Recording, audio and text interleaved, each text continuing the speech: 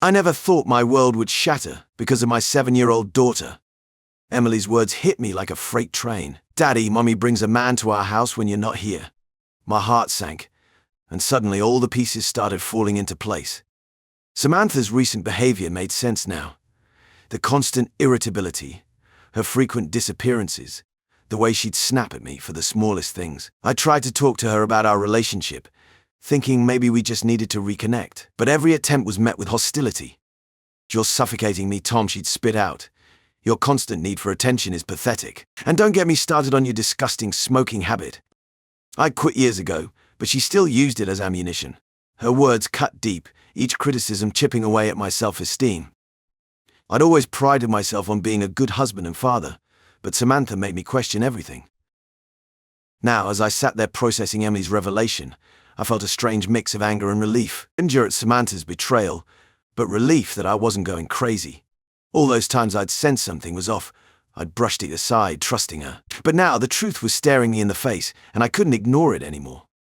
The cameras were a last resort. I never pictured myself as the kind of guy who spied on his wife, secretly installing surveillance around our home like a paranoid maniac. But after Emily's slip-up, I couldn't shake the sense that my life had become a lie, and the thought of Samantha seeking around doing God knows what with some other guy in our home, my home, where Emily and Jake slept, it pushed me over the edge. I needed the truth for real this time, not just the lingering doubts that gnawed at me. I ordered the cameras online, discreetly, a small, almost laughable consolation for what was coming. Once they arrived, I waited for the right moment. Samantha mentioned she had a girls' night coming up, a phrase that had become more frequent lately and more suspicious. Perfect opportunity. She kissed Emily on the head, tossed a casual "I'll be late" over her shoulder in my direction, and left without so much as meeting my eyes for more than a second. The door clicked shut behind her, and suddenly the room felt suffocating. Once I was sure she was gone, I went to work. It felt wrong, but I couldn't stop myself. I placed the first camera in the living room, nestled between the books on a shelf, where it had a clear entry and entryway and sofa. Another went into the kitchen, just behind a plant Samantha had always hated but kept anyway. And lastly, one in our bedroom. That one stung the most. I stared at it for longer than I care to admit, trying to rationalize why I had to put one in there too. If there was any place I didn't want to catch it, it was there. But there's no halfway in this kind of thing. Once everything was set, I sat. I waited. And I hated myself for what I was doing. For the next few days were hell. Nothing happened. Or maybe something did, and I just wasn't checking at the right time. So I didn't want to sit there staring at the footage of our empty living room like some lunatic. So I would browse through quickly each night, after putting the kids to bed. Every night was the same until it wasn't. It wasn't an ordinary evening. Samantha was home, but distant. Curt answers, no eye contact. Scrolling through her phone, even more obsessively than usual. I couldn't help but wonder through the numbness if she was actually texting him right in front of me. She went to bed early, claiming a headache. I lingered downstairs, feeling out of place in my own house. Just once I was sure she was asleep, I went through the previous day's footage, like I had been doing, fully expecting more of the same. Kick around through the living room feed. Maybe the kitchen, nothing. I forced myself to check the bedroom camera last. And then I saw her. Not just her. Him. Mark. Flashy, cocky, waltzing into my space like he belonged there. I choked on the bile that rose in my throat, my hands trembling as I leaned in closer to the screen. The way they moved together wasn't awkward, or unsure like something new. No, this was the kind of comfort born of routine practiced. They had done this before. Many times. The Mark, the slicket who used to hang around her on those late nights when she'd still worked in marketing. He'd always been too friendly, too reliant on her back when she mentored him. I'd chalked it up to her being helpful, or at most an office crush. Nothing to read into too deeply. But here he was, in my bedroom. For a split second, I thought there must be some mistake. Something wrong with the feed, maybe. But no, the timestamp matched. Everything fit. I watched, though I can't tell you why. It tore at me. But I stared at every detail, every proof of betrayal I couldn't unsee, as though burning the image into my brain would somehow make it more manageable, like if I could just take in enough of it at once. It wouldn't completely break me. But it did. They lingered in my space with the kind of intimacy I had once shared with her. Like they forgot that house, that room belonged to someone else. Like I was some ghost hovering just out of sight. I wanted to scream, to smash the damn laptop into a million pieces, but it wouldn't change anything. So I just sat. Let it all sink in. An absurd moment of odd calm amid the chaos. It all made sense now. Her irritability, the cold shoulder at dinner, the cancelled plans, so the phone always tilted away from me when I glanced at it. The life I'd built with this woman was crumbling before my eyes, and here I was, watching it disintegrate in high definition. When I finally snapped the laptop shut, I blinked a few times like that would somehow reset things. Ridiculous, I know. I stretched out in a chair, wondering how the hell we got here. How I let things slip this far. The worst part of me already knew deep down, long before Emily said a word. I just didn't want to believe it. The next day, Samantha was the same, a little chipper, making breakfast for the kids, pretending like nothing was wrong. And I played along. I pretended too, because that's what you do when you don't know what the next step is yet. So when the ground feels disjointed beneath your feet, and you're still trying to keep steady for their sake. For Emily, Jake, they had no idea. But everything had shifted. Nothing was the same, and nothing would be after this. I sat there, numb, watching the looping security footage on my laptop for what felt like the 100th time, but this time I wasn't alone. Linda sat beside me on the couch, her hands clutched tight around a cup of coffee that had long since gone cold. The silence between us felt like it had weight, heavy and pressing. There was nothing really to say for a while. The proof was right in front of us, the bed I'd once shared with Samantha, the place that used to mean safety, love, now a fucking crime scene. The click of the laptop as I paused the video felt loud in the quiet of the room. I glanced over at my sister, Linda, expecting some sort of reaction. Anything really, but her gaze stayed fixed on the screen, even after the footage had been stopped. Her knuckles were white around the cup, and the corner of her mouth twitched like she was trying to keep her expression under control. But I fucking knew it. Her voice was low, matter of fact, more resigned than angry, though there was something simmering behind her words. So I had a feeling a while ago, but I couldn't say anything because she didn't have to finish the sentence. I knew what she meant.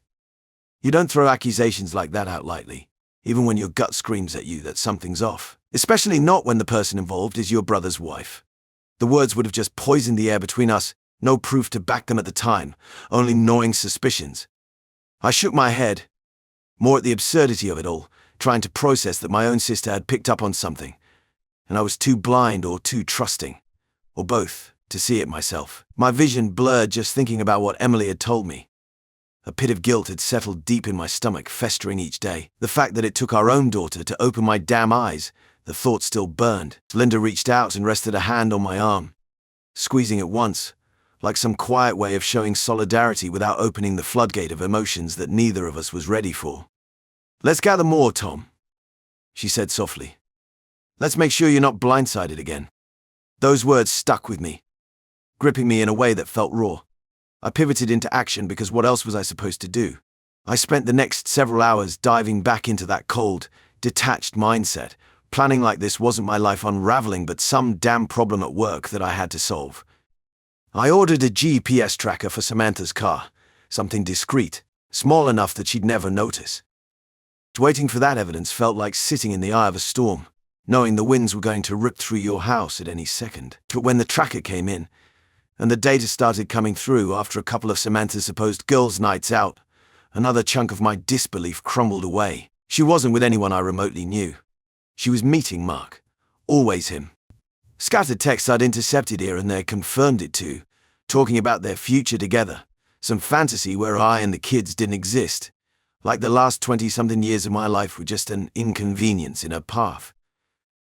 There was a video too, caught a snippet when she parked near this hotel out in the middle of nowhere, his hand brushing a lock of her hair off her shoulder, the kind of gesture she used to smile at when I did it. I couldn't unsee it. So by the time the confrontation happened, my anger had simmered into something cold and hard. I wasn't yelling when I called her into the kitchen. I didn't need to.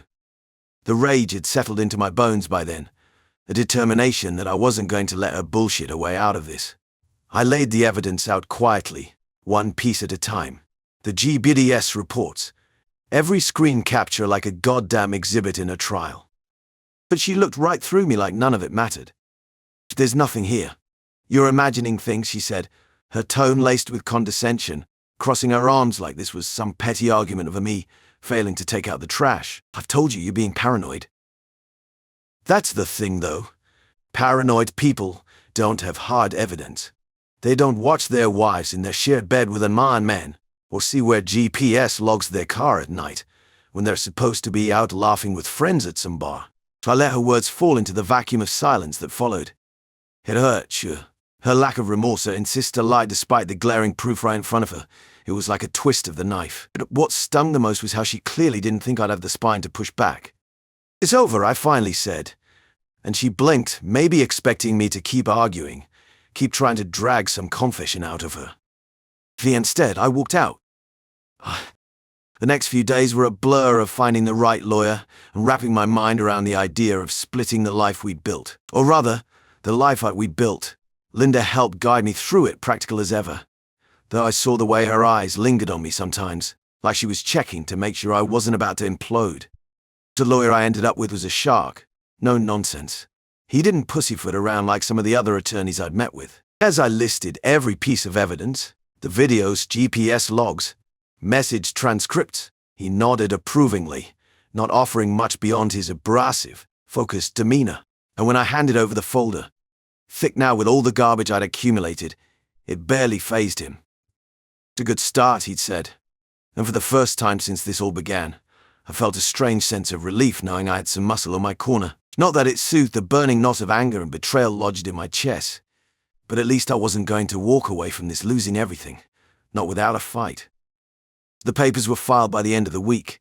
The gears had clicked into motion and there wasn't any turning back. Samantha's reaction, when she found out, was like she'd expected this to all blow over. That somehow I'd just forgive or forget and life would go back to the way it was. And you did away. But it wasn't like that. As the divorce proceedings began, I felt like I was living in a surreal nightmare. What was once our private life suddenly became fodder for gossip and speculation. I couldn't go anywhere without feeling the weight of stares and hushed whispers. It was as if our entire community had front row seats to the implosion of my marriage. The news of Samantha's affair spread like wildfire. Friends who I thought I could count on suddenly became distant, unsure of how to approach me. Others took sides, creating invisible battle lines that divided our social circle. I found myself isolating, preferring the solitude of my home to the judgment I felt everywhere else. One day I ran into Samantha's parents at the grocery store. The awkwardness was palpable as we stood there, frozen in the produce aisle. Her mother's eyes were red-rimmed, and her father looked like he had aged a decade overnight. They asked to see the evidence and I invited them over that evening. As we sat in my living room, I played the footage from the hidden cameras. The color drained from their faces as they watched their daughter betray me in our marital bed, and her mother let out a strangled sob, while her father's jaw clenched so tight I thought he might crack a tooth. "We didn't raise her like this," her mother whispered, tears streaming down her face. "Ah." Her father turned to me, his voice gruff with emotion. "Tom, we're so sorry. We can't condone this behavior. It goes against everything we believe in." That night they made the heart-wrenching decision to disown Samantha. It was a harsh move, but I understood their pain and disappointment. In a weird way, their support gave me strength for the battles ahead. The court proceedings were brutal. Samantha fought tooth and nail for every penny she could get her hands on. Her lawyer painted me as a controlling, neglectful husband who had driven her to seek comfort elsewhere. But my evidence spoke louder than their lies. I'll never forget the day we faced off in court over custody. Samantha sat there looking perfectly put together in a designer suit, her hair and makeup flawless, but her eyes were cold and calculating. She didn't even glance at our children, who sat quietly with my sister in the back of the courtroom. My lawyer presented the mountain of evidence I had collected. The video footage, the GPS tracking data, even text messages I had managed to recover. As each piece was presented, I watched Samantha's facade crack. Her lawyer whispered frantically in her ear, but it was too late. Stop. The judge's ruling was clear. I was awarded full custody of our children, with Samantha granted supervised visitation rights. The financial settlement was minimal, barely enough to cover a few months' rent in a modest apartment. As the gavel came down, I felt a weight lift off my shoulders. In the weeks that followed, I watched from a distance as Samantha's life unraveled. She moved in with Mark, her affair partner, but their relationship seemed to crumble under the weight of reality. Gone were the secret rendezvous and our passionate encounters. Now they faced the mundane challenges of everyday life, compounded by the fact that Mark was now raising a child he hadn't planned for. Samantha tried to reach out several times, leaving tearful voicemails and sending long, rambling emails. She begged for forgiveness, for a second chance, for more money. Each time I stood firm in my decision. The trust was irreparably broken, and I had my children to think about. So one day I received a call from a number I didn't recognize. It was Samantha, calling from a payphone. Her voice was different, defeated, hollow. "Tom, please," she pleaded. "I made a mistake. I know that now. Can't we just talk?" I took a deep breath, steeling myself against the rut of emotions her voice triggered. "Samantha, we've said everything there is to say. It's over. Please, for the sake of our children, let's just move forward separately." There was a long pause, filled only by the sound of her ragged breathing. Finally, she whispered, "I'm sorry," and the line went dead. As I hung up the phone, I felt a strange mix of sadness and relief. It was the closure I needed to truly start rebuilding my life. I threw myself into creating a stable, loving home for my children. We established new routines, found comfort in small traditions like Friday night movies and Sunday morning pancakes. I watched as they slowly began to smile more, to laugh without hesitation. So my sister Linda was a godsend during this time. She helped with childcare, brought home-cooked meals, and provided a listening ear when the weight of single parenthood felt overwhelming. Our bond grew stronger than ever, and I was grateful for her unwavering support. I also reached out to my community, volunteering at the kids' school and joining a local sports league. Slowly but surely, I began to feel like part of something again, rather than an outsider marked by scandal. At the urging of Linda, I started seeing a therapist. Those sessions were tough, forcing me to confront painful truths about my marriage and myself. I realized that there had been signs of Samantha's unhappiness and deceit that I had missed or chosen to ignore. Blended by love and commitment, I had failed to see the cracks forming in our relationship. "It's not your fault, Tom," my therapist said gently during one particularly difficult session. "But understanding the past can help you build a healthier future." For those words stuck with me, becoming a mantra of sorts as I worked through my pain and anger. I learned to forgive myself for not seeing what was right in front of me, and to trust my instincts moving forward. As months turned to years, I found a new rhythm to my life. The kids were thriving, excelling in school and developing into kind, resilient young people. And I had cultivated a close-knit group of friends who had stood by me through the worst of times. And slowly, almost imperceptibly, I began to feel ready to open my heart again. It started with a coffee date set up by a well-meaning coworker. I was nervous, fumbling with my words and spilling my latte. But as the conversation flowed, I felt a spark of something I hadn't experienced in a long time: possibility. I didn't rush into anything serious, taking the time to really get to know someone before introducing them to my children. I was cautious, yes, but no longer paralyzed by fear of betrayal. My experiences had taught me to trust, but verify, to be open to love while still protecting my heart and my family. As for Samantha, I heard through the grapevine that she was struggling. Her relationship with Mark had padded spectacularly, leaving her alone and adrift. She had bounced from job to job, unable to recapture the success she had once known in her career. Our children spoke of awkward, stilted visits where she seemed more interested in her phone than in connecting with them. I felt a twinge of sadness for the woman I had once loved, the mother of my children. But I also recognized that her choices had led her to this point. All I could do was focus on providing the best life possible for our kids and hope that one day she would find her way back to being the mother they deserved.